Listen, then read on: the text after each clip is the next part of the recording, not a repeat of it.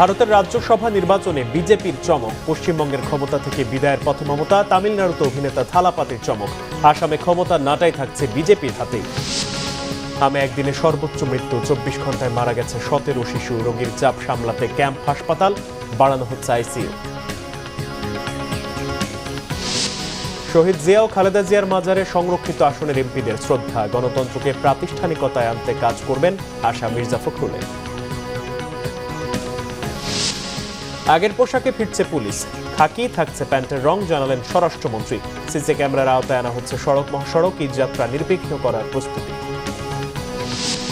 বিচারপতিদের অবসরের বয়স কমানোর বিষয়ে সিদ্ধান্ত আলোচনার পর জানালেন আইনমন্ত্রী। আপিল বিভাগে সাংবাদিক প্রবেশে নিষেধাজ্ঞা প্রধান বিচারপতির প্রশাসনিক সিদ্ধান্ত। দেখছিলেন ক্রাউন সিমেন্ট সংবাদ শিরোনাম। এবারে বিস্তারিত। শুরুতেই আন্তর্জাতিক প্রসঙ্গ। শেষ পর্যন্ত ঐতিহাসিক এক জয় নিয়ে ভারতের পশ্চিমবঙ্গের ইতিহাসে এই প্রথম সরকার গঠন করতে যাচ্ছে নরেন্দ্র মোদীর দল ভারতীয় জনতা পার্টি বিজেপি। রাজ্যের বিধানসভা নির্বাচনে মমতা বন্দ্যোপাধ্যায়ের তৃণমূল কংগ্রেসকে পেছনে ফেলে সংখ্যাগরিষ্ঠ আসনে বিজয়ী হয়েছে বিজেপি। বেসরকারি ফলাফলে বিজেপি 167টি আসনে বিজয়ী হয়েছে। অন্যদিকে তৃণমূল কংগ্রেস বিজয়ী হয়েছে 59টি আসনে। অবসান ঘটতে যাচ্ছে মমতার দীর্ঘ শাসনের। তামিলনাড়ুতে জয় পেতে চলেছে আলোচিত অভিনেতা থালাপাথি বিজয়ের দল। আর আসামে ক্ষমতার নাটাই থাকছে বিজেপির হাতেই। রিফাত জামানের ডেস্ক রিপোর্ট।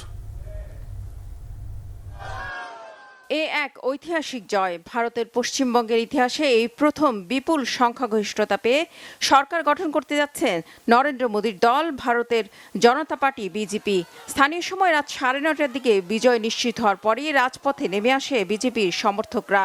আনন্দ উল্লাসে ফেটে পড়ে তারা। পশ্চিমবঙ্গে বিজেপির অভূতপূর্ব জয়ের পর এক্স হ্যান্ডেলে দেয়া এক বার্তায় প্রধানমন্ত্রী নরেন্দ্র মোদী বলেন, পশ্চিমবঙ্গে পদ্মফুল ফুটেছে, জনগণের শক্তির জয় হয়েছে এবং বিজেপির সুশাসনের রাজনীতি জয়ী হয়েছে বলে মন্তব্য করেন তিনি। তবে বিজেপির বিরুদ্ধে ভোট চুরির অভিযোগ তুলেছেন তৃণমূল নেত্রী মুখ্যমন্ত্রী মমতা বন্দ্যোপাধ্যায়। বলেন, বিজেপির 100টির বেশি আসন চুরি করেছে। বিজেপির এই জয়কে অনৈতিক বলে উল্লেখ করেন তিনি।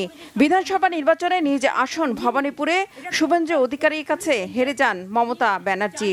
শুভেন্দু অধিকারী 15,105 ভোটের ব্যবধানে ওই আসনে জয় পেয়েছেন। বিজেপির জয়ে হিন্দু ভোট সুসংহত হয়েছে বলে দাবি করেছেন রাজ্যের প্রধান বিরোধী দলীয় নেতা শুভেন্দু অধিকারী। धैर्य रखना चाहिए, ये कुछ नहीं है, ये सभी इनिशियल ट्रेंड है, बहुत आगे जाना है, पूरा इतना सब माने कूल एंड काम। বেসরকারি ফলাফলে বিজেপি 167টি আসনে বিজয়ী হয়েছে। অন্যদিকে তৃণমূল কংগ্রেস জয় পেয়েছে 59টি আসনে।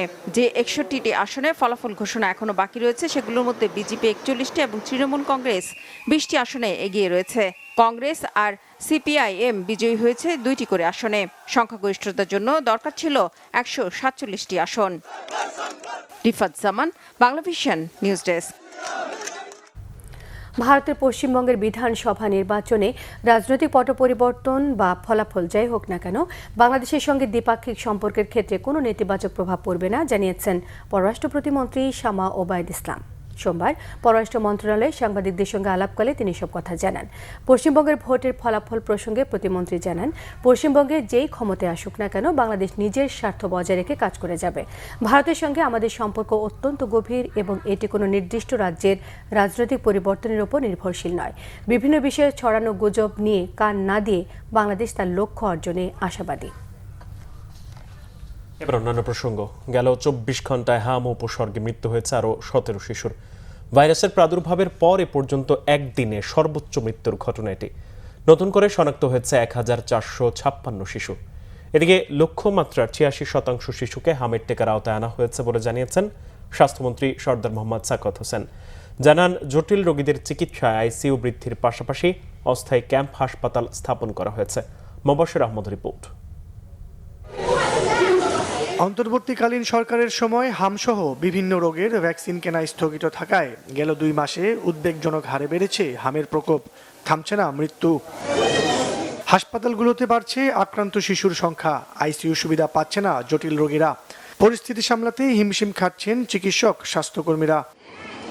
উদ্ভূত পরিস্থিতি নিয়ন্ত্রণে সারা দেশে বিশেষ টিকাদান কর্মসূচি চালাচ্ছে সরকার।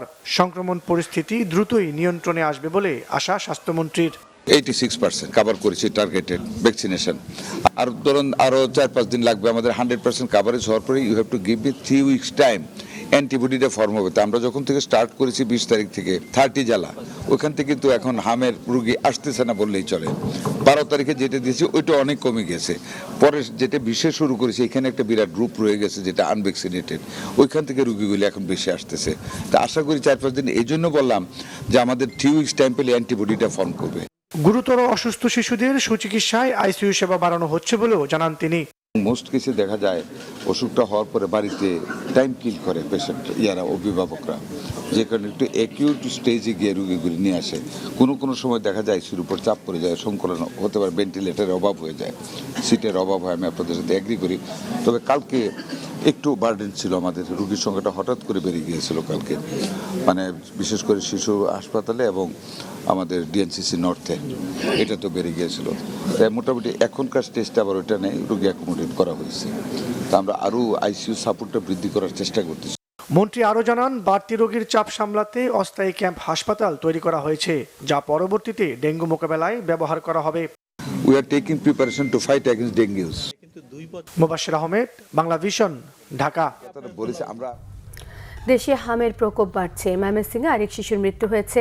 24 ঘন্টায় ময়মনসিংহ মেডিকেলে চিকিৎসাধীন আরেক শিশু সহ মোট 24 শিশুর মৃত্যু হয়েছে। হাসপাতাল কর্তৃপক্ষ জানায়, হাসপাতালের আইসোলেশন ওয়ার্ডে নতুন করে আরও 23 শিশু ভর্তি হয়েছে। আইসোলেশন ওয়ার্ডে এখন চিকিৎসাধীন 82 শিশু। এদিকে চট্টগ্রামে 24 ঘন্টায় হামের উপসর্গ নিয়ে সরকারি বেসরকারি বিভিন্ন হাসপাতালে নতুন করে আরও 37 শিশুকে ভর্তি করা হয়েছে। নতুন এই 37 শিশু সহ বর্তমানে হামের উপসর্গ নিয়ে বিভিন্ন হাসপাতালে ভর্তি 222। এখন পর্যন্ত হামের উপসর্গ নিয়ে চট্টগ্রামে চিকিৎসাধীন এক শিশুর মৃত্যু হয়েছে। এদিকে সারা দেশের মতো চট্টগ্রামেও চলছে শিশুদের হাম রুবেলা টিকা কার্যক্রম, চলবে 11 মে পর্যন্ত। বস্ত্র ও পাট মন্ত্রণালয়ের বন্ধ কারখানাগুলোর বিষয়ে মন্ত্রণালয় ও সংশ্লিষ্টদের সাথে বৈঠক করেছেন প্রধানমন্ত্রী তারেক রহমান। সকালে বাংলাদেশ সচিবালয়ের মন্ত্রিপরিষদ বিভাগের প্রধানমন্ত্রীর দপ্তরে এই বৈঠক হয়। এ সময় বাণিজ্য, বস্ত্র ও পাট মন্ত্রণালয়ের মন্ত্রী খন্দকার আব্দুল মুক্তাদির, মাননীয় প্রধানমন্ত্রীর রাজনৈতিক এবং শিল্প বিষয়ক উপদেষ্টা রুহুল কবির রিজভী, বস্ত্র ও পাট মন্ত্রণালয়ের প্রতিমন্ত্রী শরীফুল আলম, বাংলাদেশ বিনিয়োগ উন্নয়ন কর্তৃপক্ষের নির্বাহী চেয়ারম্যান চৌধুরী আশিক মাহমুদ বিন হারুন সহ মন্ত্রণালয়ের সংশ্লিষ্টরা উপস্থিত ছিলেন।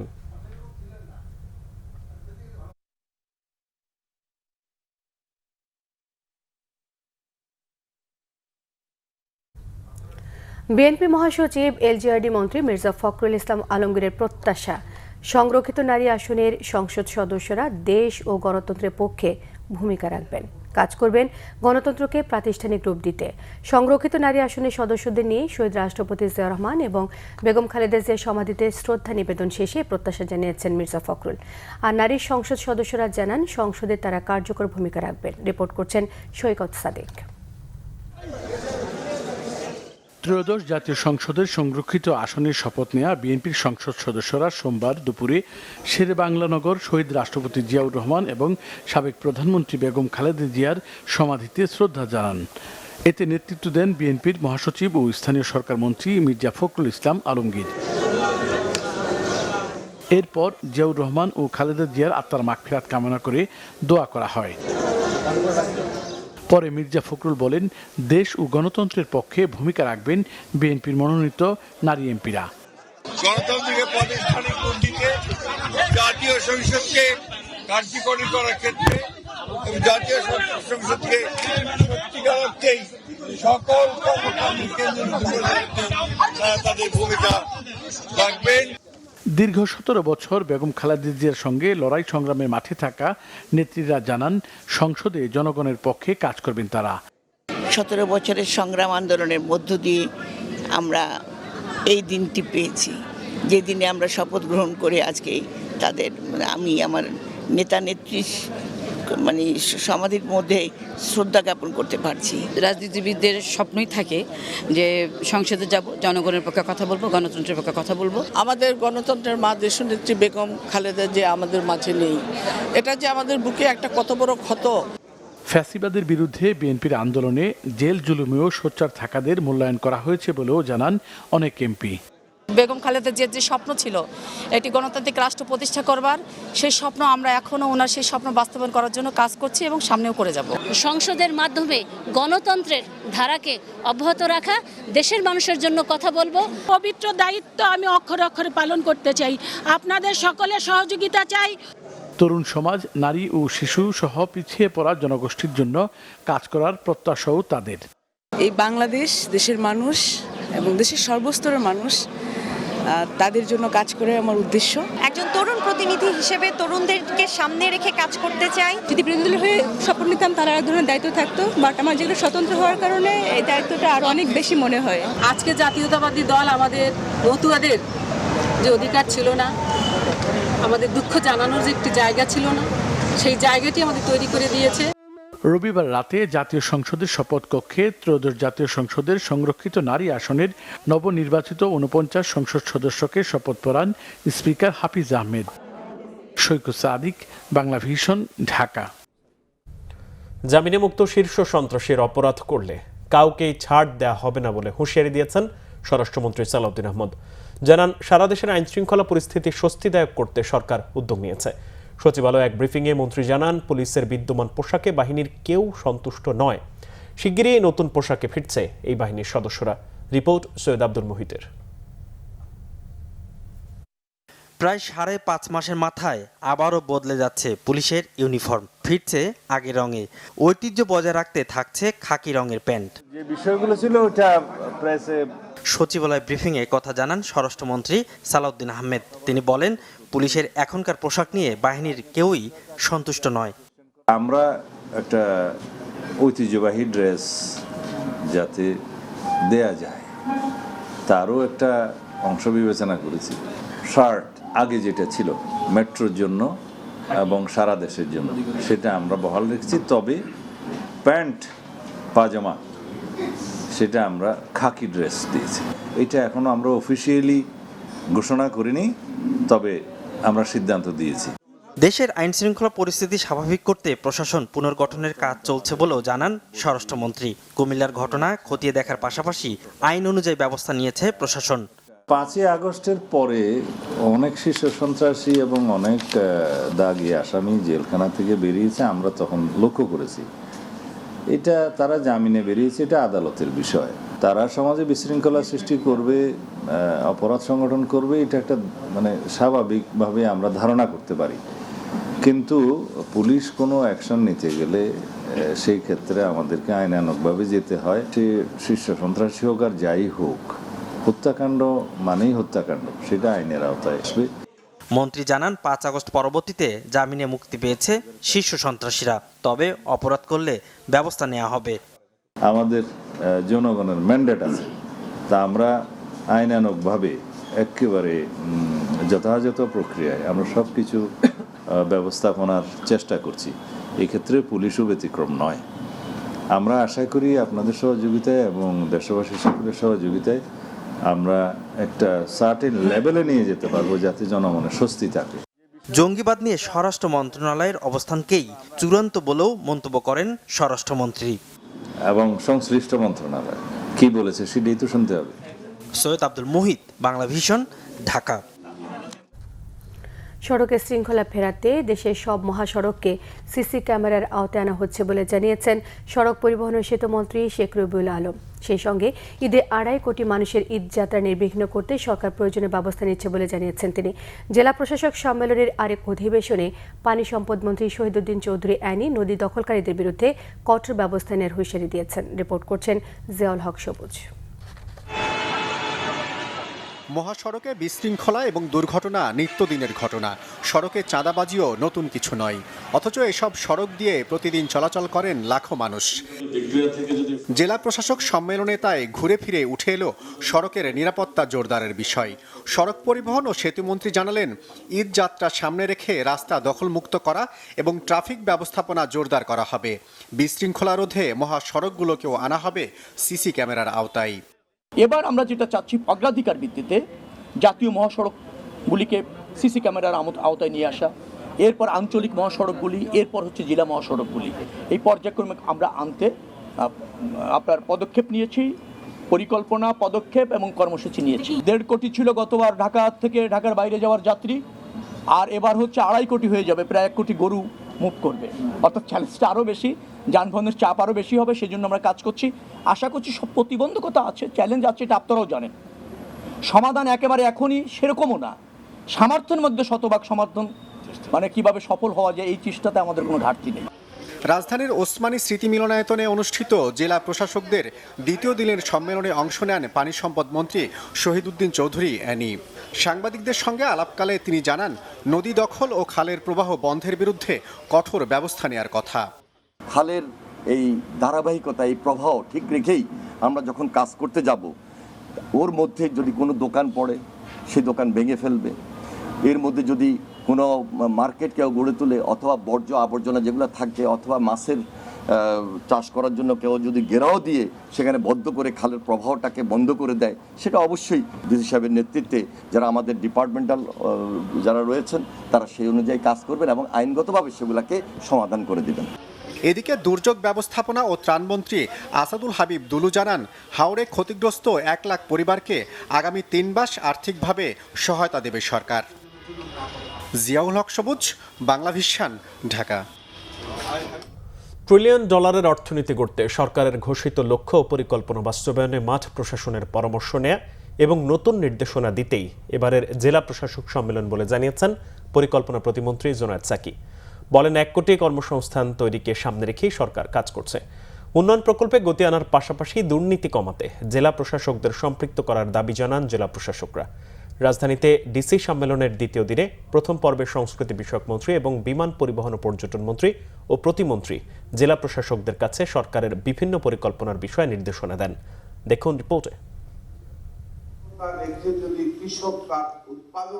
সোমবার সকালে রাজধানীর ওসমানী স্মৃতি মিলনায়তনে দ্বিতীয় দিনের মতো শুরু হয় জেলা প্রশাসক সম্মেলন। সম্মেলনের প্রথম পর্বে সংস্কৃতি বিষয়ক মন্ত্রী নিতাই রায় চৌধুরীর কাছে সারা দেশে 335টি প্রত্নতাত্ত্বিক স্থাপনার রক্ষণাবেক্ষণ, জেলা পর্যায়ে লাইব্রেরি ও অডিটোরিয়ামগুলোর উন্নয়নের প্রয়োজনীয়তার কথা তুলে ধরেন জেলা প্রশাসকরা।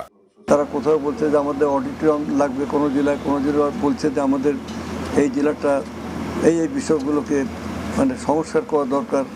পরে বিমান পরিবহন ও পর্যটন মন্ত্রী আফরোজা খানম রীতা ও প্রতিমন্ত্রী রশিদুজ্জামান মিল্লাত জেলা প্রশাসকদের সম্মেলনে অংশ নেন। মনপুরা ও হাওড়ে পর্যটন কর্পোরেশনের কার্যক্রম বিস্তৃত করার পরামর্শ দেন জেলা প্রশাসকরা।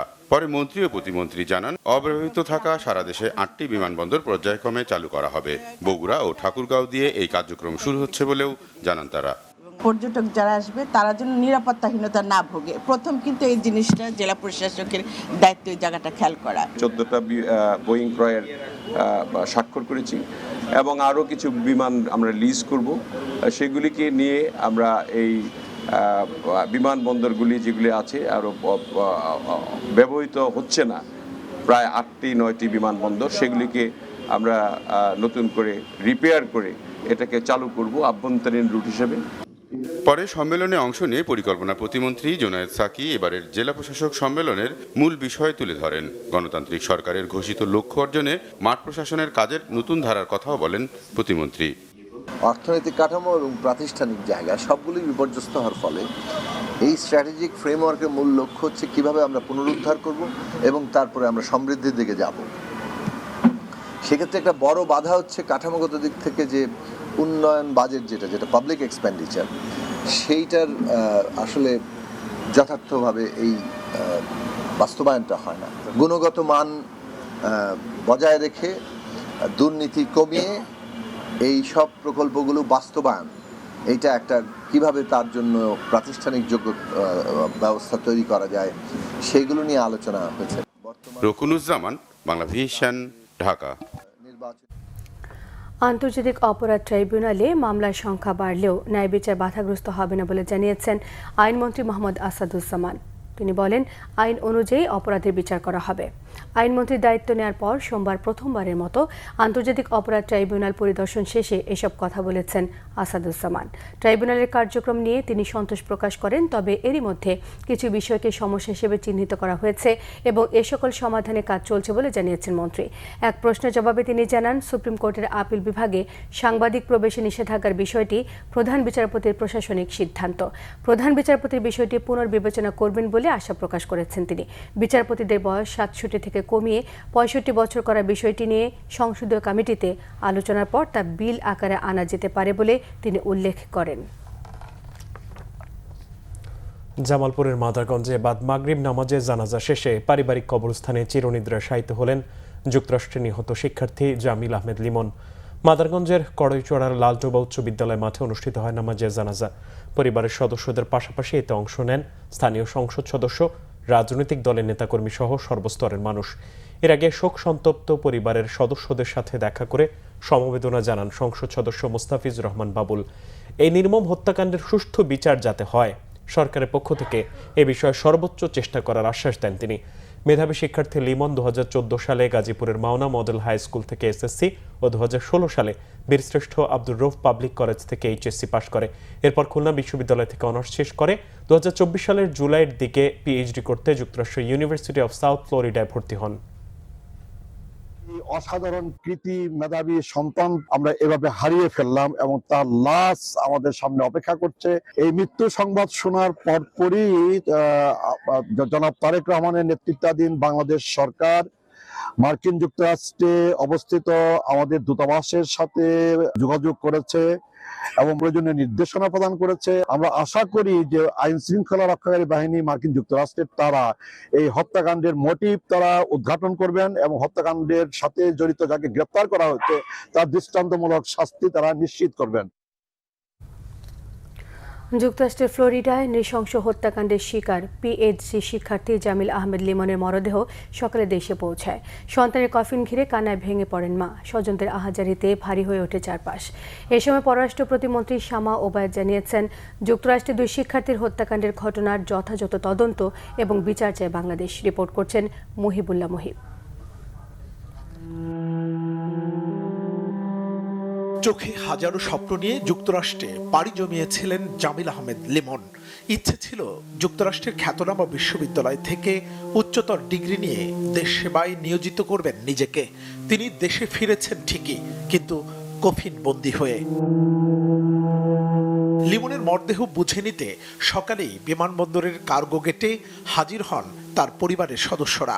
ছেলের এমন পরিণতি যেন কিছুতেই মানতে পারছেন না পরিবারের সদস্যরা। বারবার কান্নায় ভেঙে পড়ছিলেন লিমনের বাবা।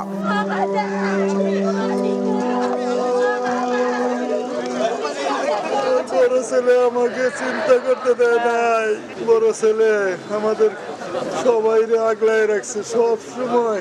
তাদের এই অকাল প্রয়াণ আমাদের সবাইকে গভীরভাবে শোকাহত করেছে।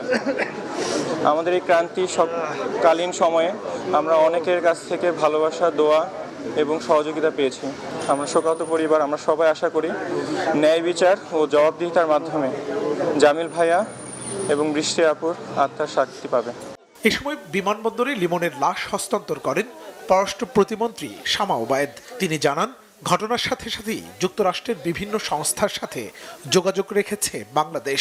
লিমনের পরিবারের পাশে দাঁড়াতে প্রধানমন্ত্রীর নির্দেশ রয়েছে বলেও জানান প্রতিমন্ত্রী।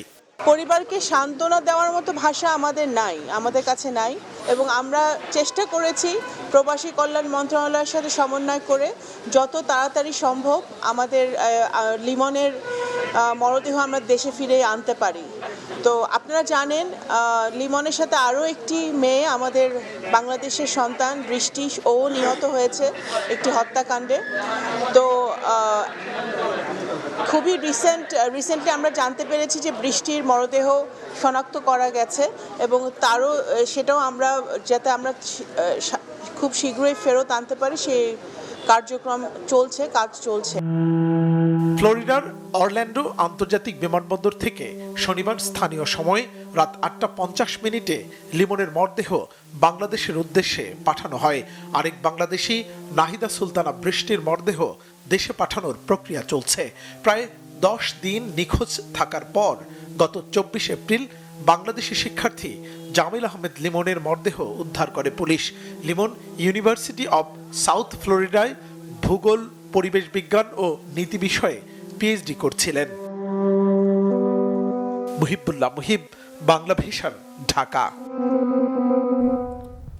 প্রথমে 40 লাখ, এরপর 10 লাখ।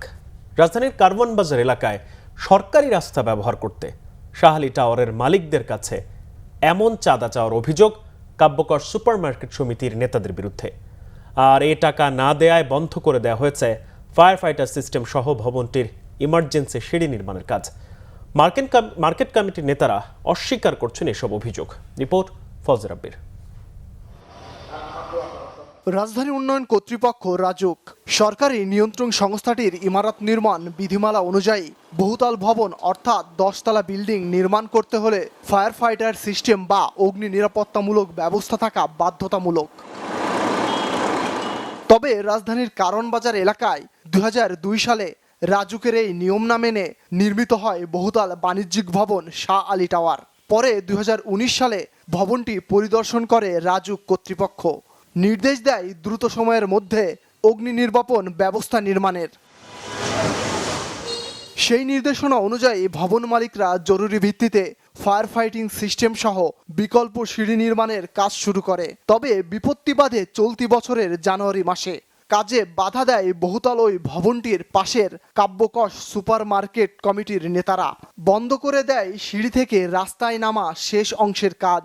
বলা হয় রাস্তা ব্যবহার করলে দিতে হবে চাঁদা। 2019 সালে আপনার রাজুক আমাদের বিল্ডিং পরিদর্শন করে তারা জরুরি ভিত্তিতে এখানে ফায়ার ফাইটিং এর ব্যবস্থা করার জন্য আমাদের তাগাদা দেয়। তো সেই অনুযায়ী আমরা এইটা ফায়ার ফাইটিং করার ব্যবস্থা স্থাপনের জন্য আমরা উদ্যোগ নেই এবং উদ্যোগ নেওয়ার পরে আমরা এটা ইমার্জেন্সি সিঁড়ি 16 তলা থেকে নিচতলা পর্যন্ত আমরা নির্মাণ করি। তো নির্মাণ করার পরে আমরা যখন নিচের থেকে সিঁড়ি আমাদের ওয়াল ভেঙে পশ্চিম দিকে রাজুকের রাস্তার মধ্যে রাস্তা করার পরে পাশে যে কাব্যকোষ মার্কেট তারা বাধা দেয় যে না, এই দিক দিয়ে আমরা কোনো রাস্তা দিব না। তারা তাদের চাঁদার দাবি করতেছে এবং এর কারণে আমরা আমাদের এই ফায়ার ফাইটিং এর যে সিঁড়িটা আমরা এই রাস্তাটা আমরা নির্মাণ করতে পারতেছি না। ওরা প্রত্যক্ষ পরোক্ষভাবে মোটা অঙ্কের ওরা টাকা দাবি করছে। আমাদের পক্ষ থেকে উদ্যোগ নিচ্ছে আমাদের শাহালি টাওয়ার মালিক সমিতির পক্ষ থেকে, ওনারা প্রত্যক্ষ পরোক্ষভাবে বেশ কিছু পয়সা ওনারা টাকা দাবি করতেছে। এটা দিলেই এটা টাকার পরিমাণ প্রায় 40 লাখ টাকা। যদিও এসব অভিযোগ স্বীকার করছেন না কাব্যকস সুপার মার্কেট কমিটির নেতারা। এটা সঠিক না, এটা ভিত্তিহীন, এটা মিথ্যা কথা।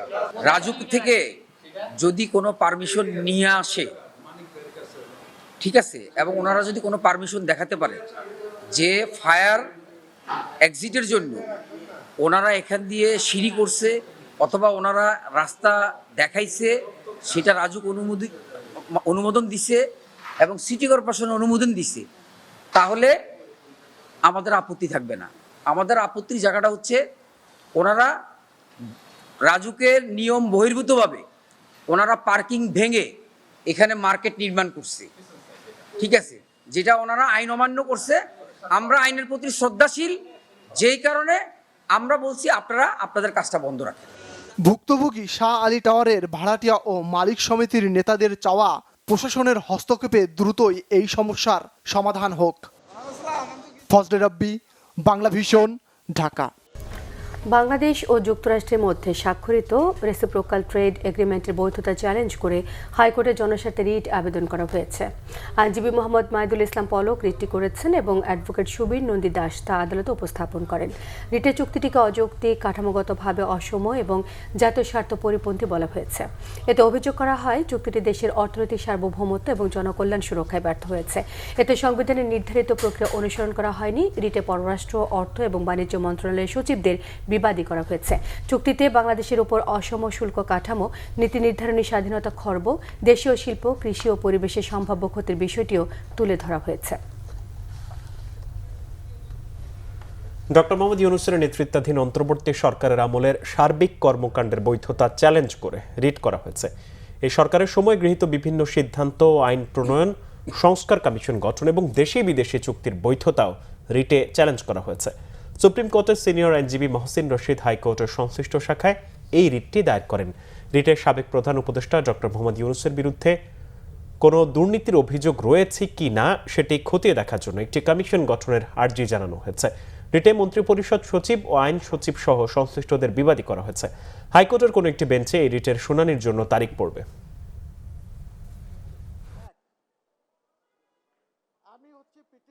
একটি কমিশন গঠন করা দরকার under the commission of inquiry act, গঠন করে ইউনূস সাহেবের যত অপকর্ম আছে সবগুলি তদন্ত হওয়া দরকার। ওর মধ্যে উনি কি প্রধানমন্ত্রীর কাজ করতে পারতেন কিনা, 106তে শুধু শপথ নেওয়ার পারমিশন দিয়েছিল অ্যাপেলেট ডিভিশন, কিন্তু উনি কিভাবে সরকার প্রধান হলেন? উনি যেসব কাজ করেছেন উনি আর ওনার সরকারের লোকজন, এই সব তদন্ত হওয়া দরকার। কারাগারে আটক সাংবাদিকদের প্রত্যেকের বিরুদ্ধে অন্তর্বর্তী সরকার অভিযোগ এনেছে। তারা বিভিন্ন অপরাধে জড়িত বলে মন্তব্য করেছেন তথ্য ও সম্প্রচার মন্ত্রী জহিরুদ্দিন স্বপন। দুপুরে জাহাঙ্গীরনগর বিশ্ববিদ্যালয়ের জহির রায়হান মিলনায়তনে সত্যজিৎ রায় চলচ্চিত্র উৎসব উদ্বোধন শেষে সাংবাদিকদের তিনি সব কথা বলেন। তিনি আরও বলেন, মূলত ফ্যাসিবাদ আমলে যে গণতান্ত্রিক সংগ্রামের উপর অত্যাচার নির্যাতন হয়েছে তাকে সহযোগিতা করার অভিযোগ কোনো সাংবাদিকের বিরুদ্ধে রয়েছে। আবার অনেক সাংবাদিক স্বাধীনভাবে সাংবাদিকতা করার চেষ্টা করেছেন, তাই তাদের কারাগারে থাকার সঙ্গে এই সরকারের কোনো সম্পর্ক নেই। এ কারণে আইনমন্ত্রী ও স্বরাষ্ট্রমন্ত্রীর সঙ্গে কথা বলে সাংবাদিকদের জন্য যেটি ন্যায্য সেটি গ্রহণ করা হবে বলে জানিয়েছেন জহিরুদ্দিন স্বপন। পরে তথ্যমন্ত্রী জাহাঙ্গীরনগর বিশ্ববিদ্যালয়ের সাংবাদিক সমিতির নবনির্বাচিত কমিটির দায়িত্ব গ্রহণ অনুষ্ঠানে যোগ দেন।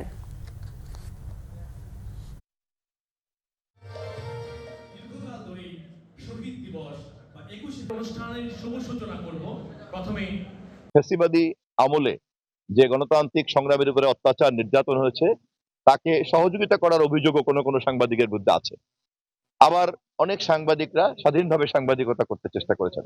তবে কাজের সঙ্গে যেহেতু আমাদের এই সরকারের কোনো সম্পর্ক নাই, সেই কারণে আমি আইনমন্ত্রী এবং স্বরাষ্ট্রমন্ত্রী মহোদয়ের সঙ্গে কথা বলে সাংবাদিকদের জন্য যেটা ন্যায্য সেটার ব্যবস্থা আমরা গ্রহণ করব।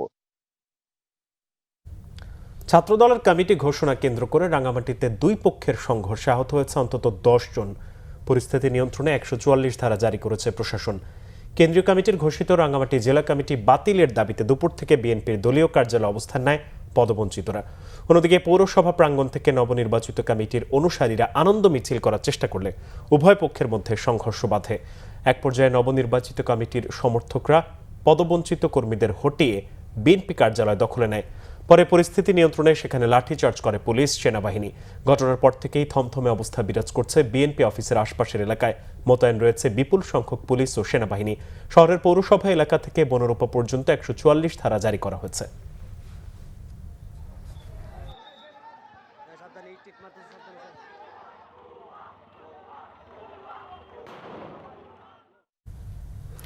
একীভূত হওয়া 5 ব্যাংকে জমানো টাকা ফেরত এবং হেয়ার কাট পদ্ধতি বাতিলের দাবিতে দ্বিতীয় দিনের মতো চট্টগ্রামে বিক্ষোভ করছে গ্রাহকরা। আর্থিক সংকটে পড়া একীভূত হওয়া ব্যাংকগুলো হলো এক্সিম ব্যাংক, সোশ্যাল ইসলামী ব্যাংক, ফার্স্ট সিকিউরিটি ইসলামী ব্যাংক, গ্লোবাল ইসলামী ব্যাংক এবং ইউনিয়ন ব্যাংক। সোমবার সকাল থেকে ব্যাংকগুলোর বিভিন্ন শাখায় দ্বিতীয় দিনের মতো বিক্ষোভ করেছে তারা। এ সময় শাখাগুলোতে তালা ঝুলিয়ে দেন বিক্ষোভকারীরা। গ্রাহকদের দাবি, তাদের আমানতের উপর মুনাফা কর্তন বা হেয়ার কাট পদ্ধতি অবিলম্বে বাতিল করতে হবে। নির্দিষ্ট মেয়াদ শেষে কিংবা জরুরি প্রয়োজনে পুরো টাকা ফেরত দেওয়ার পাশাপাশি ব্যাংকের স্বাভাবিক লেনদেন দ্রুত চালুর দাবি জানিয়েছেন তারা।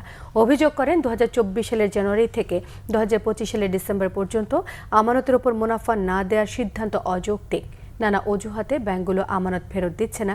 একীভূতকরণের পর ব্যাংকগুলোর ব্যবস্থাপনায় চরম অস্থিরতা তৈরি হয়েছে বলে অভিযোগ করেছেন বিক্ষোভকারীরা।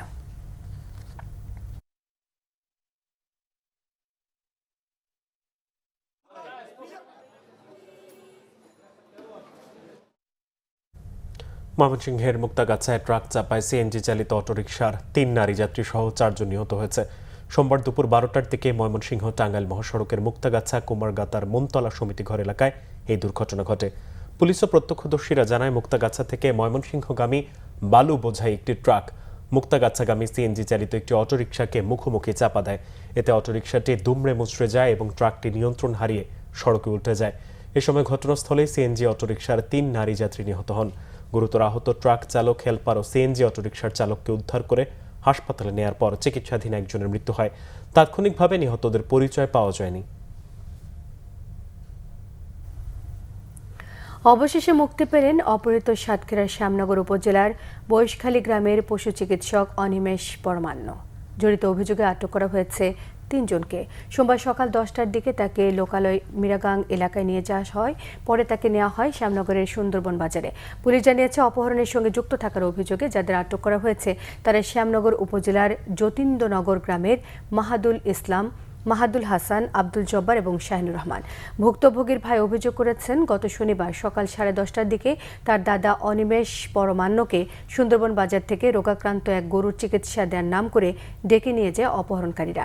এ সময় তাকে আটকে রেখে পরিবারের কাছে 20 লাখ টাকা দাবি করেছে তারা। এ ঘটনায় ভুক্তভোগীর স্ত্রী সবিতা রানী ওই রাতেই থানায় একটি নিখোঁজ ডায়েরি করেন। পরে রবিবার রাতে কিছু টাকা সহ মিরগাং এলাকায় অবস্থান নেয় পুলিশ, অপহৃতের স্ত্রী এবং তার ভাই। এ সময় তাদের উপস্থিতি টের পেয়ে পালিয়ে যায় অপহরণকারীরা। পরে আজ সকালে অনিমেষকে নৌকায় তুলে দেয় তারা। অপহরণের সঙ্গে জড়িতদের চিহ্নিত করা সহ আটকদের বিরুদ্ধে ব্যবস্থা নেওয়ার আশ্বাস দিয়েছে পুলিশ।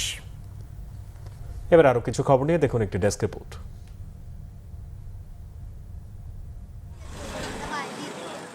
পর্যায়ক্রমে সারা বাংলাদেশের প্রতিটি জেলায় স্পোর্টস ভিলেজ তৈরি করা হবে, জানিয়েছেন যুব ও ক্রীড়া প্রতিমন্ত্রী আমিনুল হক। সোমবার সন্ধ্যায় ঝিনাইদহের শৈলকুপায় বিকেএসপির আঞ্চলিক কার্যালয় নির্মাণের জায়গা পরিদর্শন শেষে সাংবাদিকদের তিনি এই কথা বলেন। প্রতিমন্ত্রী বলেন, বিকেএসপির সকল কার্যালয়ে সুযোগ সুবিধা বাড়াতে এরই মধ্যে মহাপরিচালককে নির্দেশনা দেয়া হয়েছে। জানান, আগামী দিনে নতুন কুড়ির খেলোয়াড়রা বিকেএসপিতে ভর্তি হতে পারবে।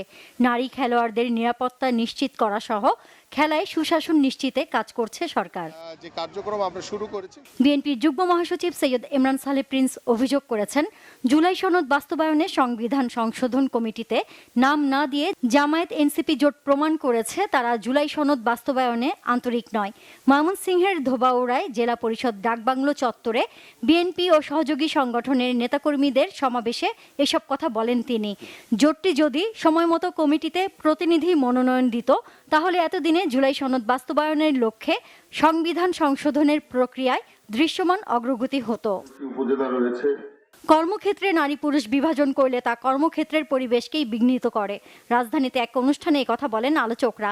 Voice for interactive choice and empowerment ভয়েসের গণমাধ্যম বিষয়ক কর্মসূচি সমতার উদ্বোধনী অনুষ্ঠানে বক্তারা গণমাধ্যমে বিষয়গুলোকে গুরুত্ব সহকারে কার্যকরের উপর জোর দেন। ভয়েসের নির্বাহী পরিচালক আহমেদ স্বপন মাহমুদের সভাপতিত্বে অনুষ্ঠানে আলোচনায় অংশ নেন নিমকোর মহাপরিচালক মোহাম্মদ হিরুজ্জামান, MRDI এর নির্বাহী পরিচালক হাসিবুর রহমান সহ অনেকে। Bangla vision news desk. সংবাদ শেষ করব। ক্রাউন 7 শিরোনামগুলো আরেকবার জানিয়ে দিয়ে। ভারতের রাজ্যসভা নির্বাচনের চমক, পশ্চিমবঙ্গের ক্ষমতা থেকে বিদায়ের পথে মমতা। তামিলনাড়ুতে অভিনেতা থালাপাতির চমক, আসামে ক্ষমতা নাটাই থাকছে বিজেপির হাতেই।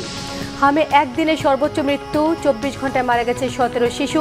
রোগীর চাপ সামলাতে ক্যাম্প হাসপাতাল, বাড়ানো হচ্ছে ICU। শহীদ জিয়া ও খালেদা জিয়ার মাজারে সংরক্ষিত আসনের এমপিদের শ্রদ্ধা। গণতন্ত্রকে প্রাতিষ্ঠানিকতায় আনতে কাজ করবেন আশা মির্জা ফখরুলের। আগের পোশাকে ফিরছে পুলিশ, খাকি থাকছে প্যান্টের রং, জানালেন স্বরাষ্ট্রমন্ত্রী। সিসি ক্যামেরার আওতায় আনা হচ্ছে সড়ক মহাসড়ক, ঈদযাত্রা নির্বিঘ্ন করার প্রস্তুতি। বিচারপতিদের অবসরের বয়স কমানোর বিষয়ে সিদ্ধান্ত আলোচনার পর, জানালেন আইনমন্ত্রী। আপিল বিভাগে সাংবাদিক প্রবেশে নিষেধাজ্ঞা, প্রধান বিচারপতির প্রশাসনিক সিদ্ধান্ত। এই ছিল এখনকার মতো, পরের সংবাদ রাত 1টায় দেখার আমন্ত্রণ রইল। বাংলা ভিশন সংবাদ ও সংবাদ সংশ্লিষ্ট অনুষ্ঠান দেখতে ভিজিট করুন www.bfnews24.com ও facebook.com/banglavishnnews এবং সাবস্ক্রাইব করুন youtube.com/banglavishnnews। ধন্যবাদ। শুভরাত্রি।